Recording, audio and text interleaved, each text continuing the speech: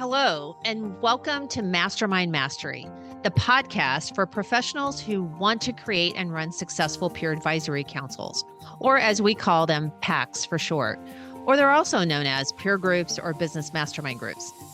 I'm your host, Tina Corner Stoltz, founder of LX Council, where I've been in the industry running groups since 2005 and now help those like you with education, certification, and support wanting to do the same.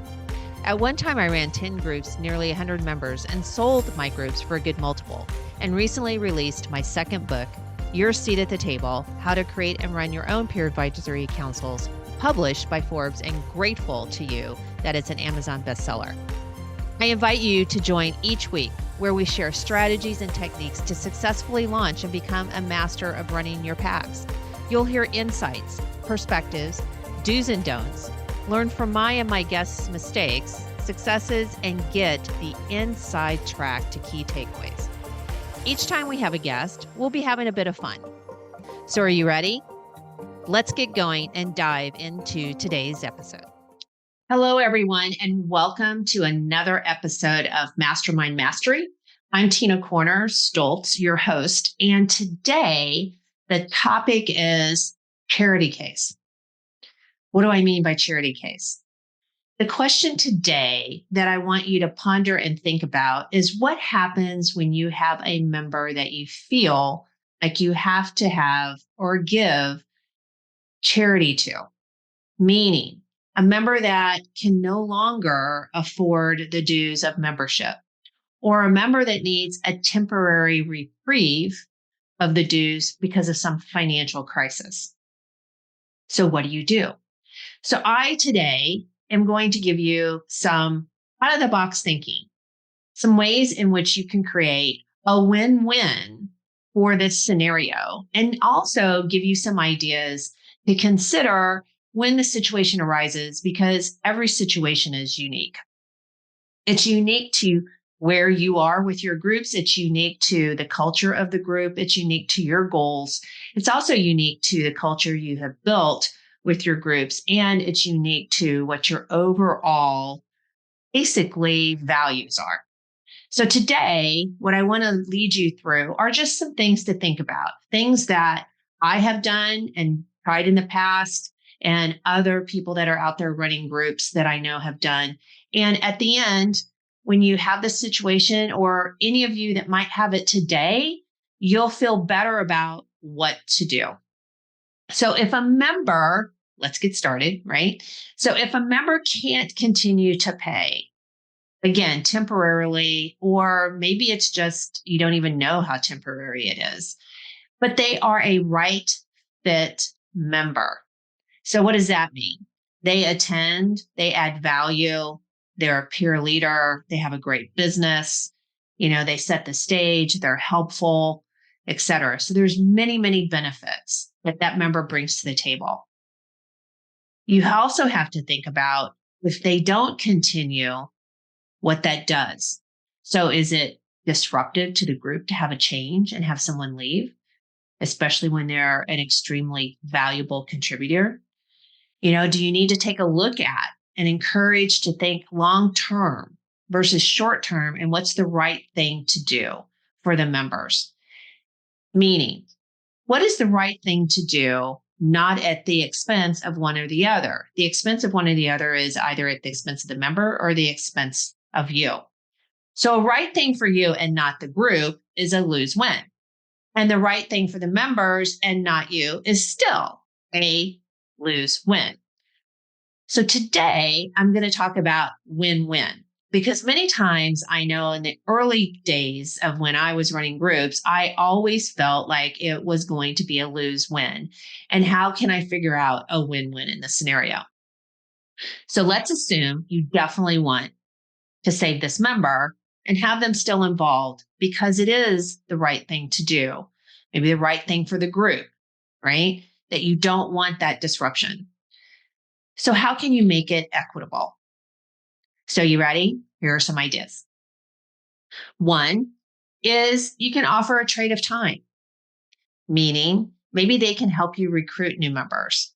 So can they refer, attend workshops, a marketing event that you might have, support you in that, give a testimonial at that event, stand up, share their story, etc. Maybe they can introduce you to centers of influence, right? Other people that can help you grow your group or add value to your group, whether it's through speaking or workshops or referring, right? Again, testimonials, but let's take it a step further. Would they video a testimonial, right, for you that you can utilize in addition to something in writing? Or are they willing and able to step up and talk to prospects to help you move that prospect along to closing for the group?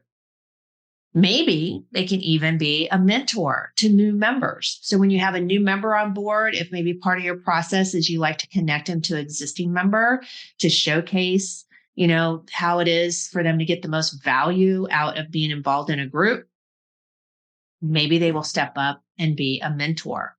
Maybe they'll take the lead on a project that you might have for the group, like planning the next social or a retreat, or maybe even doing things like I know one gentleman who's running groups, a member in this particular scenario, he raised his hand in order to do a spreadsheet to help the group track some KPIs that they were tracking. So he stepped up to create the spreadsheet. He's going to manage it. He's going to work with the members in order to input their data.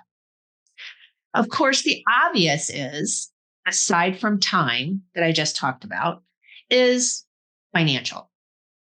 So what can you do financially if they already can't pay their dues? Well, there are lots of options that you can do. So for example, so they don't feel like a charity case, because let me stop for a minute and spend a moment on this. If a member can't pay, they already feel bad coming to you to even tell you that. Because why? Well, if they can't pay, that means something's wrong with the business and they have to own up to that. They're probably embarrassed as well, because to get to that point is probably a point that is extremely uncomfortable for them. And it's probably been something they've been struggling with for a while until they finally now have to come to you and ask for either the fact that they need to leave because they can't pay, or just to have a conversation with you about it. So first of all, no one wants to be a charity case. They want to pull their weight. And if they can't pull it financially, where else can they pull it? In any of those other ways I just went through in regards to time. But the one thing I want you to think about is, if you were in their shoes, how would you feel? Because this will help you come up with a win-win scenario. What would you want to do if you were the tables turned in the scenario where you couldn't pay a vendor that you valued, right? And you are in a great place where you are the one running your business, running your groups, okay? You can make that decision. You are the CEO of running your groups. So you have the wherewithal and the power to do what you believe is a win-win. So when it comes down to financial as an option, keep in mind that that member doesn't want to stay on board and not feel like they're still contributing to their membership. So when it comes as an option of money, some things for you to think about is that I've used so many times in the past when this is the case, is I say, okay, let's talk about some options. What could you pay that will not cause you stress? I don't want you to pay something that is going to cause stress, which is the reason we're having this conversation. But paying something, let's take a look at that. And you're quiet, because I will tell you, whatever you have in your head as far as what would be a win-win for payment, most of the time they have a bigger number. So throw it out there. What could they do? And whatever it is, and first of all, by the way, every time you do that, they will typically probably come back and ask you, well, what do you think? And I will never answer. I go, no, I don't know the detail and the severity and the situation that you're in. This is you. I will tell you that I will not be offended by anything that you tell me. I just want it to be the right number. So that is important to articulate. You might be offended by the number that comes out, but you want the real number. And the way to get that is to let them know that you're really seeking genuinely to know what that number is, because at least that's a starting point of a place for you to be able to work from. So let's say, for example, for easy numbers, that your monthly membership dues are $1,000. And I ask this question, to that member, and they might say, well, $200. So then at that point, you have to have further conversation, okay? And say, okay, so 200. So what is your thought about how long that you feel you're going to need to be able to pay that reduced amount of 200? And I want you to be conservative. So two things they can come back to tell you. One, they don't have a clue, okay? Or two, they will say, I'm pretty confident it's just a 90-day window. Okay, so now you have a decision to make. If it's a 90-day window, are you going to be happy with that 200 for 90 days? So are you happy with the fact that you're going to leave on the table $800 a month for 3 months? Is that worth it to you? Because what you're weighing is opportunity cost. If you say no and that member has to leave, you have to replace that seat. Can you do it in that amount of time? Do you have somebody already in the wings to do that? And is that for the best thing for the group, in addition to you? So if you don't have a new member ready to go in, you're going to have a vacant seat and you're going to lose that $1,000 anyway until you have that new member that comes on board. You got to think that through. And back to the other aspect, would be the impact on the group of a switch out. It could be positive, but we're back to the original question is this a member that you want to save? And it's valuable to do so for the long run. We're thinking here about the long run, not the short run. You're running a business. You are the CEO. You, in making good decisions, are wrapped around both a short-term and a long-term decision. I'm encouraging you to think about it being a long-term decision, because membership is long-term. Membership in your group is strategic for them. It is for their life, ideally, right? The whole time in they're running the company, they have built this in as the key strategy of their entire initiatives as a company for that CEO to be in your group. So it's a long-term play. And if you're trying to instill that mental methodology, philosophy with your members, this is a great way that does that, because you're in it for the long term. And if you show them you're in it for the long term, they will act and be in it in the long term for you as well. So now we're back to, what if they said, I don't know how long it's going to take? Okay. So a tactic here for a conversation to go like this is, well, since you don't know, how about if we do this? 200 a month is good. We're going to go with that. In 90 days, I'm touching base with you. And we're going to talk about how things are going. Do you still feel good about the 200? And how are things looking? Do you think you'll be able to increase that 200 and bridge the gap between that and the 1,000? Will you be able to jump to the 1,000 right away? Don't know, but you set a date for a check-in. It takes the pressure off of, how long is this going to last? How do I get an update? Do I just call them? If I just call them, they're going to know this is what I'm following up on. You take all of that off the table to pick a date, put it on the calendar when you're going to check in on how things are going. And then you let it go. You don't have to think about it anymore, and neither do they. But the other thing is that you can do is say, okay, for 200, and go back to those non-financial possibilities of, great, and can we do this to bridge that $800 gap? Would you help me do this, and this to help build the business? I could really use your help. That would mean a lot to me. That's how you can bridge that gap. Another tactic that I have used is say, okay, $200. Do you think that you could do 200 and then maybe next month do 250 or maybe, and then the next month and kind of do some sort of ramp? So if that number they give you is really low for you, try the ramp conversation. But again, you're not trying to create a ramp up that becomes so uncomfortable, you're back to square one. Then you haven't really accomplished a whole lot. But it works. You can also say, can we roll that 800 for 3 months and spread it out over a year's period of time where you can gain back what you've lost? So when they're back to being able to pay regular dues of $1,000, maybe instead they pay $1,200 for a period of time. Get me? Are you following? So it allows you to recoup your money. Granted, you have to decide if you're going to throw an interest in there or not.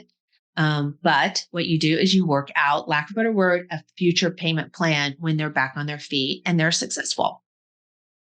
So the biggest key though is setting the date for the follow-up and to check in how it's going. Because number one, the last thing that you want to have happen, which I have had happen to me, which then if I didn't set the date, which is what caused me this scenario to set dates for the future, is that when I followed up like 90 days later, the member was like, oh yeah, I am so sorry. I could have started paying you last month. Are you kidding? Like, where's the respect here? Or have a member that you have put financially, right, on this kind of a charity case, and they show up to their meeting in a brand new car. Yes, I have had that happen. And how much you just want to go, what in the heck? But again, you have to like talk to them because maybe the car came about for some bizarre thing. It had nothing to do with the fact that they don't have the money to pay you, but it's just not a good impression, right? And it makes you resent the member. So you want to take possible resentment off the table, completely off the table. So today, I hope what you're walking away with are some non-financial tactics, some financial strategies, and I'm sure out there, many of you have some other ideas. And if you do, we would love to hear them so then we can share them with our whole audience. Your experience in regards to what you have done when members suddenly can't pay their full dues, but you want to keep them as a member and create a true win-win. So you feel good about it. The member feels good about it, and you can concentrate your mindset and your mind capacity on continuing to run excellent meetings for the best member experience. So thanks today for joining Mastermind Mastery. And I look forward to next week seeing you guys all again on another episode. And until then, go make it happen. Hey, moderators of groups. Thank you so much for listening to today's podcast. To get access to today's show notes and exclusive content and resources, visit tinacornerstoltz.com/podcast or lxcouncil.com, where you can also become part of an exclusive online community, attend our academy, or get free resources, templates, checklists, and more. And you can even contact me there as well. So if this episode resonated with you and you know someone who can also benefit from listening, please share with them by taking a screenshot and even posting on your social media. I also love reviews and appreciate hearing from each of you, those actually doing this wonderful work. Please tune in next week for another episode of Mastermind Mastery. And I'll close by sharing something my mentor did after every learning moment. He shared a shiny pebble from his pocket with anyone he passed knowledge to and asked them to forward that pebble knowledge on. So now, I encourage you to go pass on a pebble.